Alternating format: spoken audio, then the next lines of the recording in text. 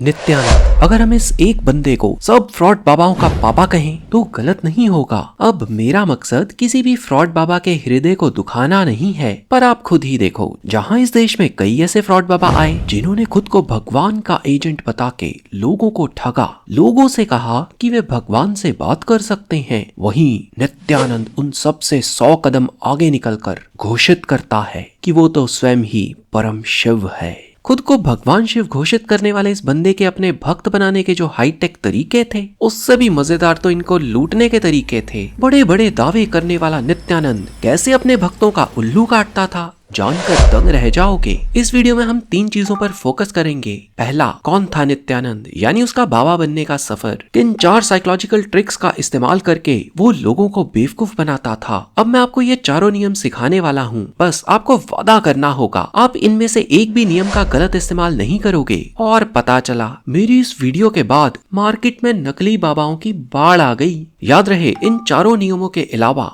एक 5वां नियम भी है जिसको लॉ ऑफ कर्मा कहते हैं। तीसरा, वीडियो में हम देखेंगे क्या क्या कांड किए इसने। तो चलो चलते हैं अतीत की कोख में, क्योंकि कुछ सवालों के जवाब छुपे होते हैं अतीत में। कहने को तो इसका जन्म 1 जनवरी 1978 को तमिलनाडु के तिरुवन्नामलाई में हुआ, पर इसके काम की तरह इसकी जन्म तिथि में भी झोल है। 2003 में अमेरिका का वीजा लेते समय इसने अपनी जन्म तिथि 13 मार्च 1970 बताई, जबकि कर्नाटका हाईकोर्ट में दिए गए हल्फनामे में इसने जन्म तिथि 1 जनवरी 1978 बताई, और अपनी एक किताब में इसने अपनी जन्म तिथि 1 जनवरी 1978 बताई। हाँ, इस बात पर कोई विवाद नहीं कि इसके पिता का नाम अरुणाचलम और माँ का नाम लोकनायकी था, और इसके माँ बाप ने जो इसको नाम दिया था वो था राजशेखरन। अब राजशेखरन तिरुवन्नमलाई में रहता था। तमिलनाडु के इस क्षेत्र के लोग काफी आध्यात्मिक किस्म के लोग हैं, और राजशेखरन ने ऐसे लोगों को ढूंढा जो दुखी थे। इसके लिए ये अस्पतालों में गया। आगे अस्पताल में जाके इसने क्या किया, इसको समझने के लिए आपको समझने होंगे 4 नियम जिनसे इसने सबको बेवकूफ बनाया। तो चलिए पहले नियम को उदाहरण से समझते हैं। आपके सर में दर्द है, आपने कई डॉक्टर्स को दिखाया, दर्द ठीक नहीं हुआ। आपने सुन रखा है कि एक डॉक्टर है और इस डॉक्टर से बेहतर डॉक्टर पूरे शहर में नहीं है। आप इस डॉक्टर के पास जाते हो, ये डॉक्टर आपको एक चीनी की गोली देता है और आपको कहता है कि ये एक नए इलाज की नई दवा है जो दर्द को कम करने में मददगार है। आपको डॉक्टर पर पूरा विश्वास है, तो काफी संभावना है कि वह शक्कर की गोली से आप दर्द में सुधार महसूस करोगे। आपने सुना ही होगा, जब कोरोना की वैक्सीन का टेस्ट चल रहा था तो कुछ लोगों को असल वैक्सीन दी गई और कुछ लोगों को पानी मात्र। इसको प्लेसिबो इफेक्ट कहते हैं, यानी विश्वास की ताकत। ठीक इसी विधि से नित्यानंद हॉस्पिटल्स में जाता, हॉस्पिटल्स में बीमार लोगों से मिलता। कई लोग काफी बीमार होते तो कई लोग कम बीमार होते। ये हर मरीज के माथे पर हाथ रखता, मंत्र पढ़ता और ये दावा करता कि इस मंत्र से वो लोगों की बीमारियों को खींच लेगा। इसके पास हर बीमारी का यही इलाज था, और जो लोग ठीक हो जाते वो इसके भक्त हो जाते। उन्हें विश्वास हो जाता कि बाबा के पास कुछ तो चमत्कारी शक्तियां हैं। दूसरा साइकोलॉजी का प्रिंसिपल जो ये इस्तेमाल करता, उसको भी उदाहरण से समझिए। मान लो किसी एक बाबा के पास एक व्यक्ति आता है और कहता है, बाबा मुझे एक लड़का चाहिए, मेरे घर लड़का कब होगा। बाबा बोलता है, लड़की का योग है, पर अगर तुम इस मंत्र का उच्चारण रोज करोगे तो योग बदलकर लड़के का हो जाएगा। और व्यक्ति ऐसा कर देता, और मान लो लड़का हो गया तो वो व्यक्ति तो बाबा का अंधभक्त हो गया। इसको कहते हैं लॉ ऑफ प्रोबेबिलिटी, क्योंकि लड़का होगा या लड़की, इसकी संभावना है तो ऑलमोस्ट बराबर ही। और बहुत से लोग जुड़ गए इस बाबा के साथ साइकोलॉजी के तीसरे लॉ के कारण। इस लॉ को भी समझिए आसान उदाहरण से। आपने कभी देखा है, बड़ी बड़ी कंपनीज टीवी पर आपको बार बार एक ही विज्ञापन दिखाती हैं। आप खुद सोचो, आपने जब एक विज्ञापन एक बार देख लिया, आपको प्रोडक्ट के बारे में पता चल गया, तो क्यों आपको बार बार वही विज्ञापन देखने को मिलता है? इसका कारण है इल्यूजरी ट्रुथ इफेक्ट। अब देखो, आप चमत्कार में विश्वास करते ही नहीं, क्योंकि ना तो आपने किसी चमत्कार को देखा है, ना ही किसी को चमत्कार करते देखा। पर जब आप चमत्कार के बारे में बार बार सुनते हो तो आपको इस पर विश्वास हो ही जाता है। इसी को कहते हैं इल्यूजरी ट्रुथ इफेक्ट। बाबा के भक्तों ने और लोगों को बाबा के चमत्कार के बारे में बताया और तो और बाबा ने खुद ही बड़े ऊट पटांग दावे किए। इन दावों को सुनकर तो कोई यही कहेगा कि ये बाबा कैसी बावलों जैसी बातें कर रहा है, पर ये दावे करने से बाबा का बहुत फायदा हुआ और इन दावों के पीछे छुपा है बाबा का चौथा राज, साइकोलॉजी का चौथा प्रिंसिपल। पहले सुनिए ये बाबा के हास्यप्रद दावे। आइंस्टाइन का दिया फॉर्मूला E=mc2 गलत है और एक नॉनवेज खाने वाला दिमाग इसको समझ नहीं सकता। E=not mc². He cannot be grasped by non-veg brain. इसने दावा किया कि इसके कारण आज सूर्य 40 मिनट लेट निकला क्योंकि इसने सूर्य को बोला कि अभी नहीं निकलना। I told the sun, don't come out till I... इसने ये भी दावा किया कि इसने एक ऐसा यंत्र बना डाला जिसकी मदद से गाय, बैल, शेर, बाघ और बंदर तमिल और संस्कृत में बात कर सकेंगे। इसने दावा किया कि इसने ये सॉफ्टवेयर का सफल परीक्षण कर दिया है और 1 साल के अंदर इसको सब देखेंगे। Cows which will talk in Sanskrit and Tamil. अब कितने साल बीत गए, हमें तो कुछ भी नजर नहीं आया। इसने दावा किया कि ये अंधे लोगों को तीसरी आंख देकर देखना सिखा सकता है। It is all about opening your third eye. इसने स्टूडेंट्स को खुश करने के लिए ये भी कहा कि अगर एक टीचर सारे सब्जेक्ट नहीं पढ़ा सकता तो एक स्टूडेंट सारे सब्जेक्ट कैसे पढ़ सकता है। One teacher cannot teach all subjects.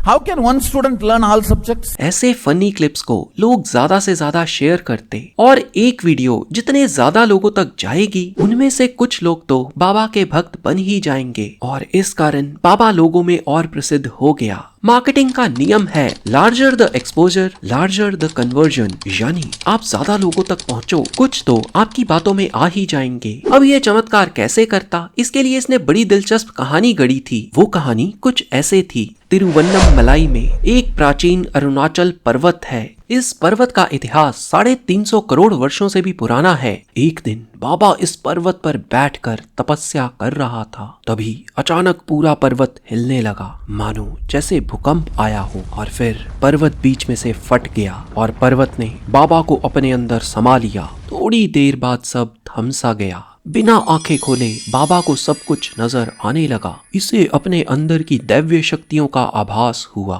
कुछ ही देर में इसने अपने आप को उसी पहाड़ पर बैठे पाया। अब इसे पता चला कि ये स्वयं परम शिव है। बाबा की सबसे अधिक प्रख्याति तब बढ़ी जब ओक्लाहोमा अमेरिका के फिजिशियन, न्यूरोसाइकोलॉजिस्ट और रिसर्चर्स ने अप्रैल 2005 में माइंड ऑफ मिस्टिक नाम की रिसर्च जारी कर बताया कि बाबा के पास अलौकिक शक्तियां हैं। अब बाबा के भक्त विदेशों में भी हो गए और ऐसी ही एक भक्त जिसका नाम सारा स्टीफन लैंड्री है, कनाडा से आई थी और बाबा ने कैसे इसको सुदेवी बनाया, चलिए जानते हैं। सारा बताती है जब सारा 13 साल की थी तो उसको एक रात सपने में माँ काली दिखी। सारा को माँ काली के बारे में कुछ नहीं पता था। कुछ सालों बाद सारा जब आर्ट स्कूल में गई तो उसे माँ काली की एक तस्वीर अपनी किताब में दिखी। सारा ने माँ काली को अब इंटरनेट पर ढूंढना शुरू किया और इंटरनेट पर ही उसको नित्यानंद की एक वीडियो दिखी। सारा नित्यानंद से इतनी प्रभावित हो गई कि साल 2008 में वह नित्यानंद के आश्रम इंडिया आ गई। सारा का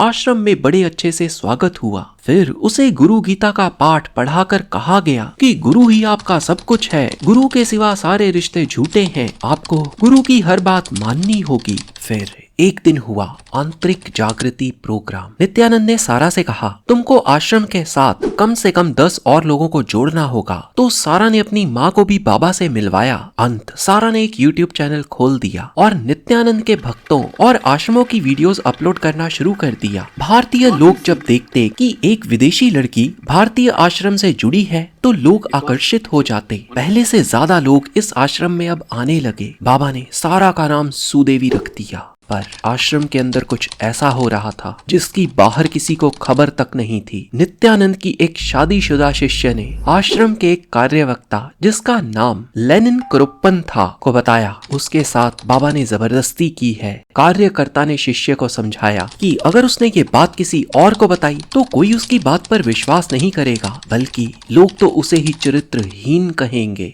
जरूरत थी बाबा के खिलाफ सबूत इकट्ठा करने की, तो कार्यकर्ता के दिमाग दिमाग में एक आइडिया आया। उसने सोचा बाबा का सच सबके सामने लाने के लिए वो उसके कमरे में एक वीडियो कैमरा लगवा देगा। ये काम जोखिम भरा था। कार्यकर्ता ने जोखिम उठाना ही सही समझा और उसने बाबा के कमरे में कैमरा लगवा दिया और कैमरे में जो रिकॉर्ड हुआ उसको देखकर कार्यकर्ता के होश उड़ गए। उसने सोचा भी नहीं था कि दो बहुत ही मशहूर हस्तियां उसके कैमरे में ये सब करते हुए कैद हो जाएंगी। कार्यकर्ता ने इस वीडियो रिकॉर्डिंग से कुछ सीडीज बना के कई न्यूज चैनल को भेज दी। इसमें बाबा एक मशहूर तमिल एक्ट्रेस के साथ आपत्तिजनक हालत में दिखा। ये सीडीज कई जगह चलाई गईं। लोगों को जब ये पता चला नित्यानंद को अरेस्ट करने की मांग उठने लगी और जिस लड़की ने कहा था कि उसका रेप हुआ है उसने भी पुलिस स्टेशन में नित्यानंद की शिकायत कर दी। लोगों द्वारा नित्यानंद के आश्रम में तोड़फोड़ की गई। नित्यानंद पहले भगौड़ा हो गया। अंत टाइम्स नाउ नामक चैनल पर नित्यानंद आ गया और वो उस समय हरिद्वार में कुंभ मेले में भाग लेने आया था। अब पुलिस के ऊपर भी प्रेशर बढ़ गया। जहां टाइम्स नाउ के पत्रकार पहुंच गए पुलिस क्यों नहीं पहुंच सकी। तो इस इंटरव्यू के कुछ ही दिनों बाद स्वामी नित्यानंद को हिमाचल प्रदेश से अरेस्ट कर लिया गया। पुलिस ने नित्यानंद के आश्रम की तलाशी ली तो एक बड़ा ही अजीब नॉन डिस्क्लोजर एग्रीमेंट मिला। जो कोई भी आश्रम ज्वाइन करता उसको ये एग्रीमेंट साइन करना होता और इस एग्रीमेंट के अनुसार आश्रम में जुड़ने के बाद आपको हर काम करने को तैयार रहना होगा, चाहे वो संभोग ही क्यों ना हो। इतना ही नहीं, आप इस एग्रीमेंट के बारे में किसी से बात भी नहीं कर सकते, ना ही कोर्ट में केस दर्ज करवा सकते हो। उधर नित्यानंद को कोर्ट से बेल मिल गई। अब नित्यानंद आजाद था। 2 जून 2012 वो बहादुर लड़की जिसने नित्यानंद पे रेप के आरोप लगाए थे एक टीवी चैनल पर आकर अपना चेहरा पब्लिक को दिखा देती है। My name is आरती राव। अब ये मामला फिर से चर्चा में आ गया तो बाबा ने कहा कि इस लेडी ने बाबा के दुश्मनों से पैसे लेकर ये इल्जाम लगाए। और तो और बाबा ने ये भी कहा कि ये औरत किसी जन्म में एक राक्षसी थी जिसने परम शिव को मारने की कोशिश की थी। बाबा ने ये तक कहा कि इस औरत को एड्स है। और इतने विवादों में घिरे होने के बाद कुछ ऐसा हुआ जो होना नहीं चाहिए था। असल में शैव परंपरा में एक विशेष पद होता है जिसको कहते हैं अधिनम और 27 अप्रैल 2012 को नित्यानंद को अधिनम घोषित कर दिया जाता है। जो पिछले अधिनम थे उन्होंने ना जाने क्यों इसे भी अधिनम बना दिया। कहते हैं अधिनम बनाने की जो प्रक्रिया होती है उसे भी नजरअंदाज किया गया। अब नित्यानंद एक प्राचीन मठ का सब शिव भक्तों का सरदार बन गया। इससे उसकी ताकत बहुत अधिक बढ़ गई। पर जगह जगह पर इसका विरोध हुआ क्योंकि नित्यानंद पर कई आपराधिक मामले दर्ज थे। विनय भारद्वाज नाम के नित्यानंद के एक शिष्य ने यूएसए जाकर नित्यानंद को कोर्ट से सम्मन भेजने की कोशिश की। विनय के अनुसार बाबा ने उसके साथ भी जबरदस्ती संबंध बनाए। बाबा के पास एक रिपोर्टर भरी सभा में आया और सम्मन देने की कोशिश करने लगा, पर बाबा ने उसे अपने पास आने ही नहीं दिया। No, it is not accepted. It is not accepted. It is not accepted. Please take him out. और 19 अक्टूबर 2012 लोगों के विरोध के बाद बाबा ने अधिनम का पद छोड़ दिया। बाबा का एक विदेशी शिष्य जॉर्डन लोजाडा बताता है कि बाबा ने एक दिन उसे कमरे में बुलाकर पहले तो मालिश करवाई और बाद में उसका हाथ पकड़कर उस जगह रख दिया जहां रखना एक संत को शोभा नहीं देता। massage oil and everything. Jordan ने जब इसका विरोध किया तो बाबा बोला, तुम मेरे सबसे प्यारे शिष्य हो, मैं अपनी गद्दी तुम्हें देना चाहता हूँ। मैंने भी अपने गुरु के लिए यही किया था, अब तुम्हें करना होगा। मुझे तुमसे परम आनंद चाहिए। और जॉर्डन ने वही किया जो बाबा चाहता था। बाद में उसे बाबा पर लगे इल्जाम याद आए। वो समझ गया उस सीडी का सच क्या है। साल 2014 में 24 साल की एक लड़की जिसका नाम संगीता अर्जुना था नित्यानंद के आश्रम में रहती थी। एक रात संगीता ने अपनी माँ को फोन कर कहा कि वो कल घर वापस आ जाएगी, पर अगले दिन कुछ ना हुआ। संगीता की माँ भी इस बात को भूल गई। उसने सोचा उसकी बच्ची का मन बदल गया होगा, पर माँ को अपनी बेटी के आने का इंतजार था। फिर 3-4 महीनों बाद 28 दिसंबर 2014 को माँ को आश्रम से कॉल आई कि उसकी बेटी को हार्ट अटैक आया है। जब उसकी माँ अपने भाई को लेकर आश्रम आश्रम पहुंची तो पाया उसकी बेटी मृत है। उसकी बेटी की नाक से खून के साथ साथ कुछ सफेद सा बह रहा था।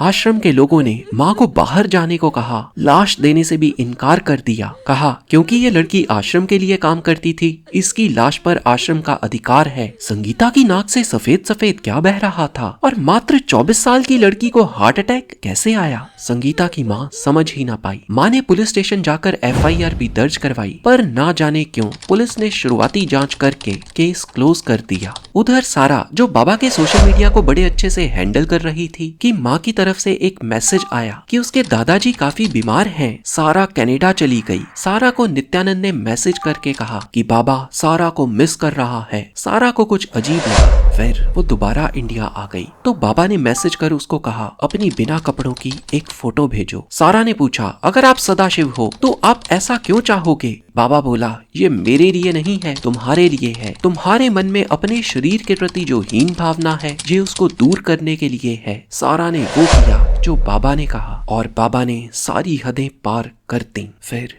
एक दिन सारा को आश्रम में रह रहे एक बच्चे से पता चला कि बाबा के आश्रम में बच्चों से भी बुरी तरह से मारपीट की गई। सारा सोचने लगी भला ये बच्चे क्यों झूठ बोलेंगे। सारा को यकीन हो गया कि वो गलत रास्ते पर है। सारा कनाडा आ गई। सारा ने अब बाबा का उल्टा प्रचार किया। जिन YouTube चैनल, Facebook पेज से पहले नित्यानंद की तारीफों के पुल बांधे जाते थे, उन्हीं से बाबा के कांड अब सामने आने लगे। सारा की वजह से ही काफी लोग नित्यानंद से जुड़े थे और वो सब अब सारा की वजह से ही बाबा को छोड़ रहे थे। नित्यानंद के सब्सक्राइबर्स कम हो रहे थे। उधर नित्यानंद पे एक और मुसीबत आई जब बेंगलुरु के एक व्यक्ति जिसका नाम जनार्दन शर्मा था ने गुजरात के एक पुलिस स्टेशन में शिकायत दर्ज करवाई कि उसकी 2 बेटियों को नित्यानंद जबरदस्ती गुजरात ले आया है और दोनों को बंदी बना के रखा है। जनार्दन शर्मा को अपनी बेटियों से मिलने भी नहीं दिया जा रहा। जब उसने मिलने की कोशिश की तो उसके साथ मारपीट की गई। अब पुलिस नित्यानंद के आश्रम पहुंची